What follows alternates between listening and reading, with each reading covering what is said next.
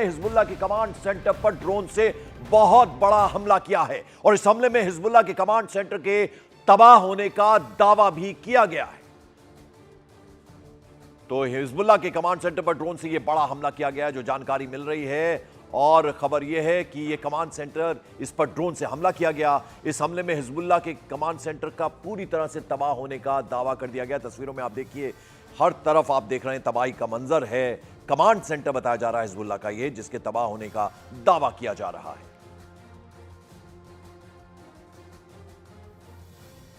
और इस बीच Donald Trump की जीत से अगर कोई सबसे ज्यादा डरा हुआ है तो वो है ज़ेलेंस्की। ज़ेलेंस्की को एहसास हो चुका है कि ट्रंप पुतिन से यारी के चक्कर में यूक्रेन का कहीं सरेंडर ना करा दे। इधर दूसरी तरफ पुतिन उत्तर कोरिया के supreme leader Kim Jong Un के साथ मिलकर यूक्रेन पर डबल अटैक करने लगे हैं। ऐसे में सवाल यह उठता है कि अब नेटो क्या करेगा।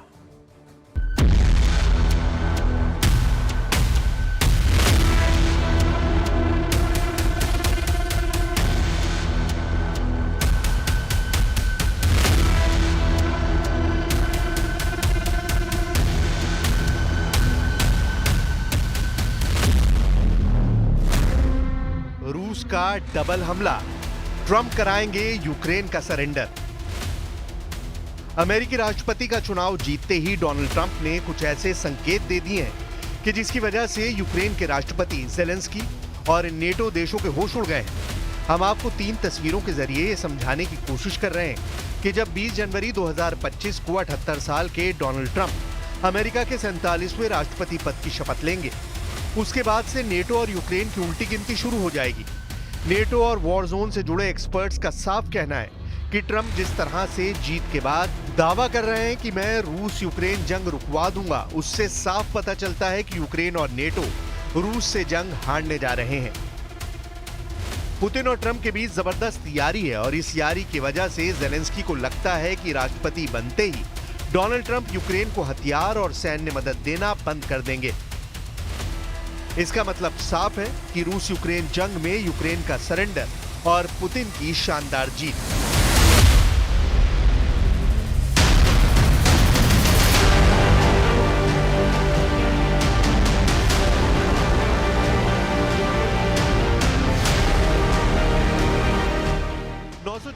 दिन से ज्यादा की जंग में रूस ने यूक्रेन के कुल क्षेत्रफल के 5वें हिस्से पर कब्जा कर लिया है। हालात यह है कि नेटो के 32 देशों से मिले हथियार, अरबों डॉलर, अमेरिका के घातक हथियार भी यूक्रेन को लगभग 3 साल की जंग में जीत नहीं दिला पाए हैं। इधर डोनाल्ड ट्रंप की जीत के बाद से नेटो और यूक्रेन के एक्सपर्ट्स ने साफ चेतावनी दी है कि अब हमें हारते, लड़खड़ाते, मरते यूक्रेन का अंत देखने को मजबूर होना पड़ेगा, क्योंकि ट्रंप यूक्रेन को अब किसी भी कीमत पर सैन्य मदद नहीं देंगे। ब्रिटेन में रॉयल यूनाइटेड सर्विसेज इंस्टीट्यूट के थिंक टैंक में एड ऑर्नल्ड ने साफ कहा कि यूरोप के भीतर तत्काल संकट ये होगा कि अमेरिका के बिना यूक्रेन को राजनयिक, सैन्य और मानवीय समर्थन कैसे जारी रखा जाए। आर्नोल्ड ने अमेरिकी मीडिया से साफ कहा कि अगर ट्रंप अपने पहले दिन यानी जनवरी के तीसरे सप्ताह में युद्ध समाप्त करने के लिए रूस के साथ बातचीत करना चाहते हैं तो यूरोपीय लोगों को एक साथ मिलकर काम करने की जरूरत है कि वो संभावित रूप से इसे कैसे रोक सकते हैं। अगर ट्रंप ऐसा करते हैं तो ये अमेरिकी नीति में बदलाव का पहला परीक्षण होगा, जिसका अगले 4 वर्षों में नेटो पर गहरा असर पड़ेगा।